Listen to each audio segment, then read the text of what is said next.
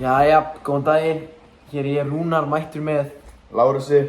Og hvað ætlum við að gera í dag, Lárus? Við ætlum að segja frá kaflanum Vínkjallaranum í bókinni Auðleysin eftir Adolf Smárason, vin okkar. Já, vissulega. Þetta er kafli 7 og við ákveðum að leika hana kafla með listrænum hæfileikum okkar og við ætlum að leika atburðaráskaflan í staðinn fyrir að, já, við ætlum að velja það form til að skilja verkefninu. Vissulega hár rétt. Við ætlum að segja frá ævintýri Péturs, hvernig honum gekk á barnum með gælunni sinni. Já, þetta lýsir bara svona heilbrigðu nútíma samfélagi, eða heilbrigðu jam samfélagi, sko, hvernig þetta á að vera. Það var hár rétt. Það ekki, ekki bara vinda okkur í þetta? Jú, og njótið. Bara njótið.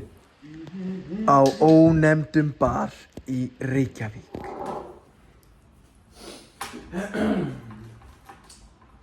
Halló? Hæ. Má ég kaupa drykk fyrir þig? Já. Er það lægi? Já. Má ég líka setja sér að hafa þér? Já. Er það lægi? Ok, ég ætla bara að kaupa drykk fyrir þig. Ok. Bara, já.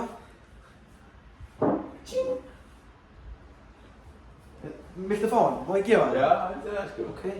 Já, ég mátti sitja hérna, það ekki? Jú, Takk. Hvað heitir þú? Ég heiti Lára.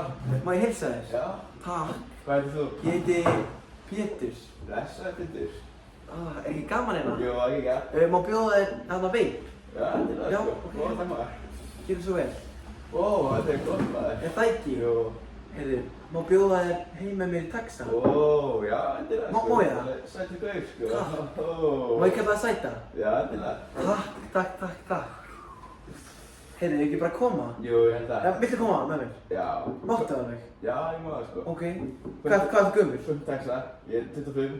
Ok, má ég borga taxa fyrir þig? Já, endilega maður. Ég Ok. er til í það sko. Ok, ég gerir það. Ok. Og þannig fór það að Pétur og Lára tóku leigubíl heim til Péturs og þá víkur atburðarásinni að heimili Péturs þar sem Pétur og Lára koma inn í herbyggi Péturs. Já. Oh my god. Já. Hæ. Hæ. Má bjóða þér sæti? Endilega sko. Já, ok. Má ég kissa þig? Já. Má ég taka það úr sokknum? Já. En hinum? Já, endilega. Er það í lagi? Já. Ok. Má ég taka það úr bólnum? Já. Og brjóstvatanum líka? Já. Ok. Og buxunum og nærbuxunum? Já. Er þetta í lagi eða? Má ég snerta þig? Já. Er það í lagi? Já. Má ég gera eitthvað fleira?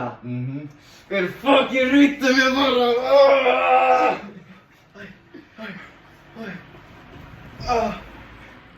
Æ, fyrirgefðu, ég er eiginlega bara dottinn úr stuði. Ég næra mig ekki upp. Fyrirgefðu, please, fyrirgefðu mig. Þetta er svo tregur. Og svona fór kvöldi hjá þeim. Já, þetta var sagan, þetta var kafli 7 sko. Og, þú veist, hvað heldur að kaflinn sé að kenna okkur? Hvernig myndir þú túlka hana kafla, og af hverju? Það er hægt að segja sko, en ég myndi halda að þetta væri eitthvað tengt í að alltaf að spyrja náttúrulega samþykki og svona, en það getur farið til öfgar, svona eins og allt annað. Já. Og þannig að við erum bara að læra þessu. Já. Ekki vera svo Pétur. Það er alltaf gott að vera viss, en Já. kannski ekki sko, þetta er náttúrulega erfitt viðfangsefni sko, Já, en þetta er það sko, þetta er viðkvæmt mál sko, Já, mjög. klálega. En, já, þetta getur verið svona, lífið er svo bara fjölbreytilegt sko, og þetta var vel skrifað hjá honum Adolfi sko, rithöfundi. Já, þetta er góð bók. Hann setti sig sko, hvernig getur maður orðað þetta? Bara í spór manneskjunnar. Já, bara, hann er snillingur í því að hann vinnur okkar. Já. Að setja sig í spór bara fólks. Sögupersóna. Ólíkra sögupersóna. Yes. Það er bara alveg klart mál. Þannig við bara, þökkum fyrir okkur og vonaði að við notið þess að Takk fyrir að horfa á horfa. þetta leikrit. Yfir út.